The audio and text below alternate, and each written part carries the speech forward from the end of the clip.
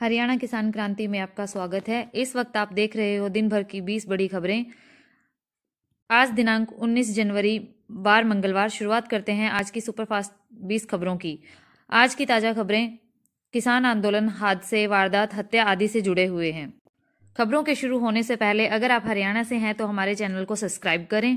शुरू करते हैं दिन भर की बड़ी खबरें। किसान मोर्चे का बड़ा ऐलान, चंदूनी की राजनीतिक गतिविधियों से कोई संबंध नहीं। केंद्र सरकार के 3 नए कृषि कानूनों के खिलाफ किसानों का आंदोलन जारी है। मांगे पूरी न होने पर किसानों ने अब इस आंदोलन को और तेज कर दिया है। किसान आंदोलन में किसानों के बीच अब फूट नजर आने लगी है।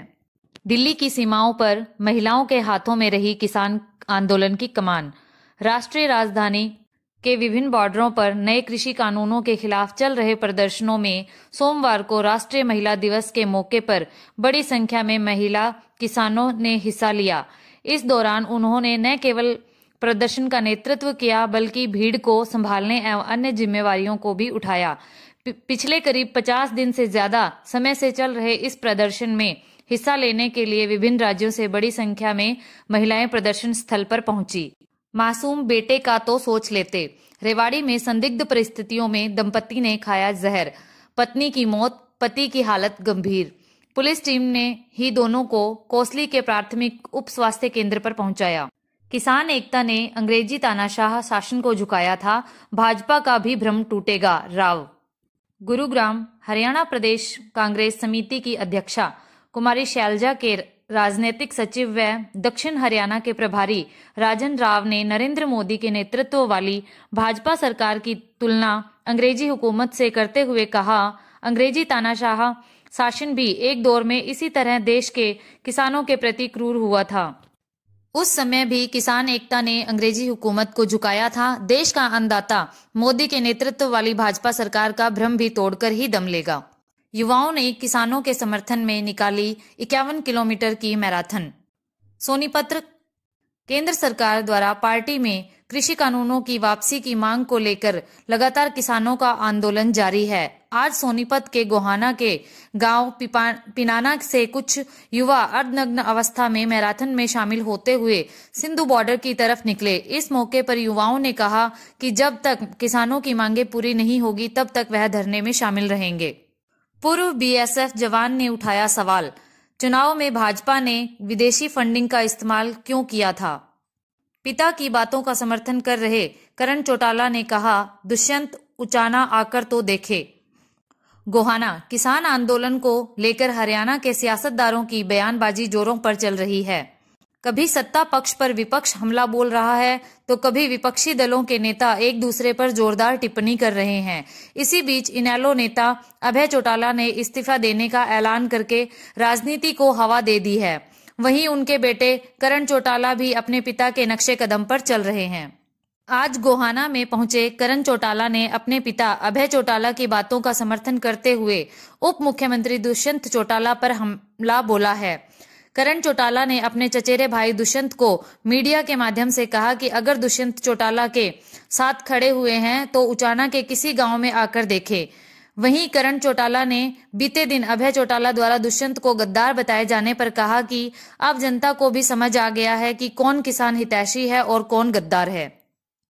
दीपेंद्र हुड्डा ने मृतक किसान के घर पहुंचकर परिवार को दी सांत्वना, बोले ये सरकार अत्याचार कर रही है। इंद्री, दिल्ली सीमाओं पर जारी आंदोलन से वापस लौटते वक्त सड़क दुर्घटना में जान गंवाने वाले इंद्री के गांव गड़ी गुजरान से किसान राजेश कुमार के घर रविवार को कांग्रेस के राज्यसभा सांसद दीपेंद्र सिंह हुड्डा पहुंचे।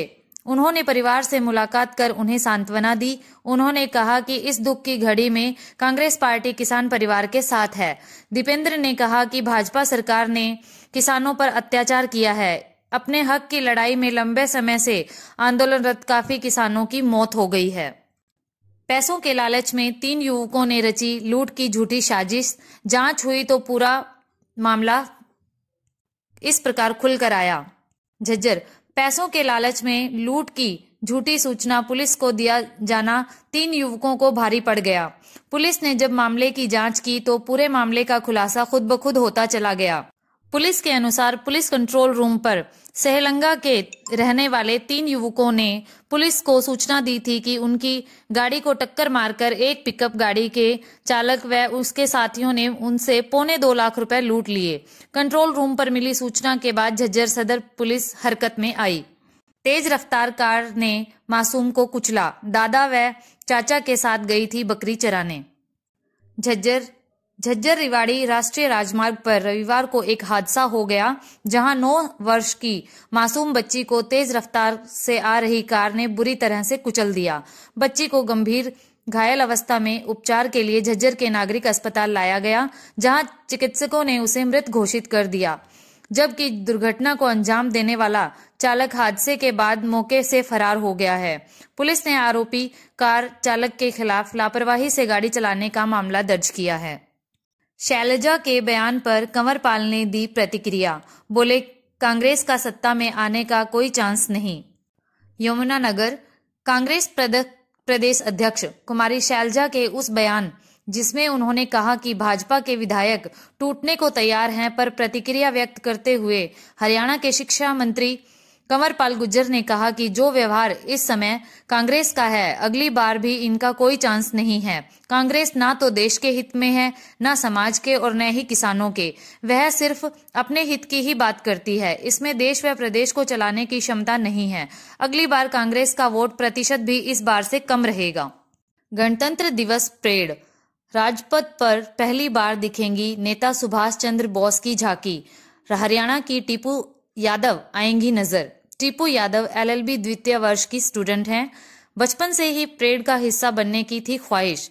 दिल्ली सेना कैंप में 1 सप्ताह तक प्रशिक्षण लेंगी। इसके बाद नेताजी की झांकी के साथ दिखाई देंगी।